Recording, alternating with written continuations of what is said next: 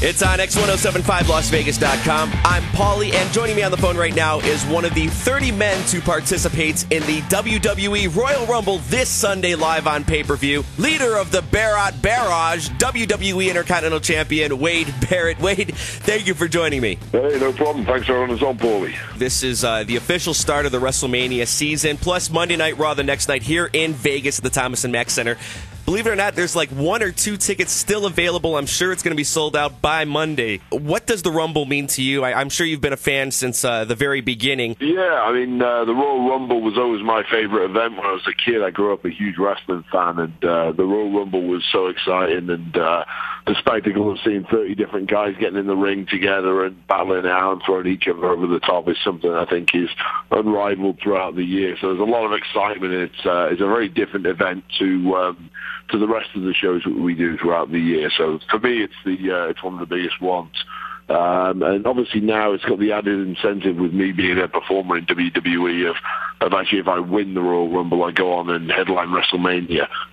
So there's a huge boost to my career if I do manage to do that. So it should be very exciting. I think the viewers are going to enjoy it, and professionally for all of us, there's a lot riding on it. So it should be a very good show. What's more important, coming in at number 30 and winning the Royal Rumble, being a freshman, or lasting over an hour, kicking some serious ass, eliminating a bunch of guys and setting some records for the Royal Rumble, then winning the match, if that made any sense? I think either way, if you win the Royal Rumble, you obviously achieved your goals there. Personally, I like to take the easy route in life, so I'd rather go in at number 30 and take it easy and win it like that. But I mean, if someone could go in at number 1 and win it, that would be a huge boost to them too. It's going to be very tough to do that. I think you've got more chance of doing it if you go into number 30, obviously. Well, Wade, you're no stranger to winning. You're a former bare-knuckle fighting champion. Can you explain what that is like? It's a very rough sport. It's probably one of the oldest sports in the world, actually. It's very similar in a lot of respects to what most people have probably seen in regular boxing.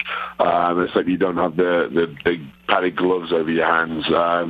So fights tend to be pretty brutal. There tends to be a lot of cutting on faces and things like that. So it's a pretty rough sport, and it's not got the glitz and the glamour of boxing or WWE or anything like that. It's very much an underground kind of sport. But yeah, it's a tough game, and I'm pleased to say I'm out of it now and obviously enjoy myself in WWE.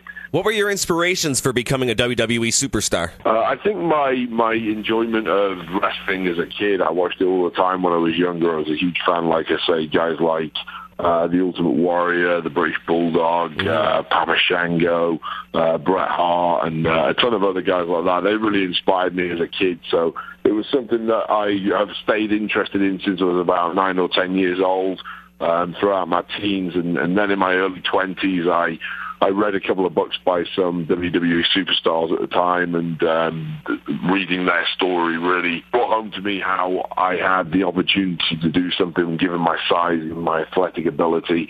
And I felt that if I dedicated myself to it, I'd have a good chance of making it in WWE. And fortunately, things worked out for me there. So being a fan of old school WWE and all the legends that you just spoke of, that Intercontinental Championship must be rather important to you. Okay. Yeah, I mean, my hero, the British Bulldog, David Boy Smith, he had that.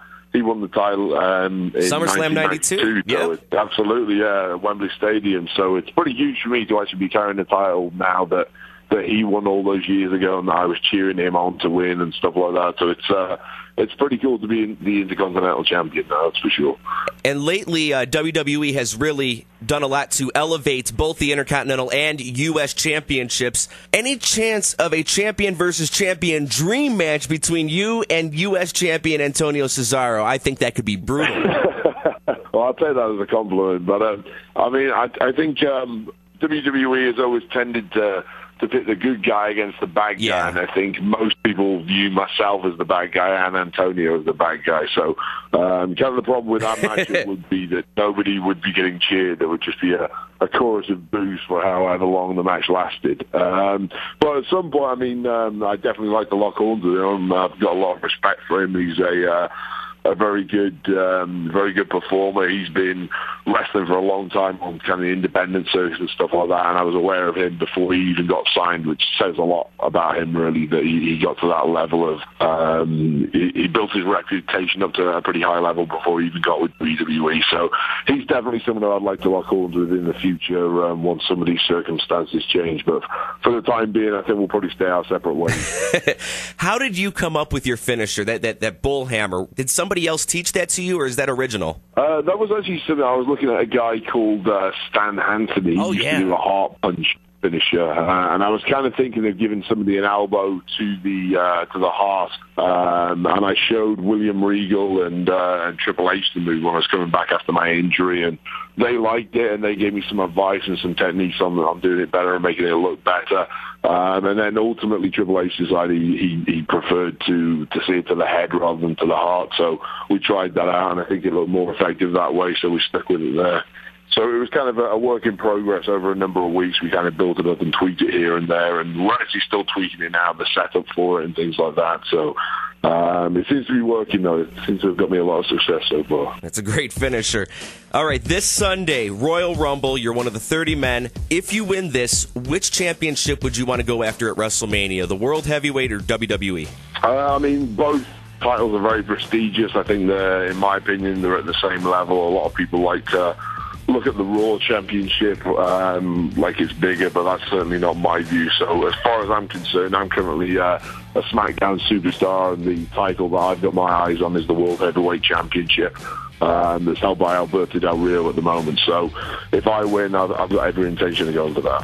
That would be one hell of a match. Wade Barrett, I wish you luck this Sunday. WWE Royal Rumble live on pay-per-view in Phoenix. I will be there, as well as Monday Night Raw here in Vegas, live at the Thomas & Mack Center, starting at 4:30 p.m. More information can be found at WWE.com. Intercontinental Champion Wade Barrett, thanks a lot for joining me. Thank you very much, Paulie. I'll see you this Sunday out in Phoenix. Cool, thank you, buddy.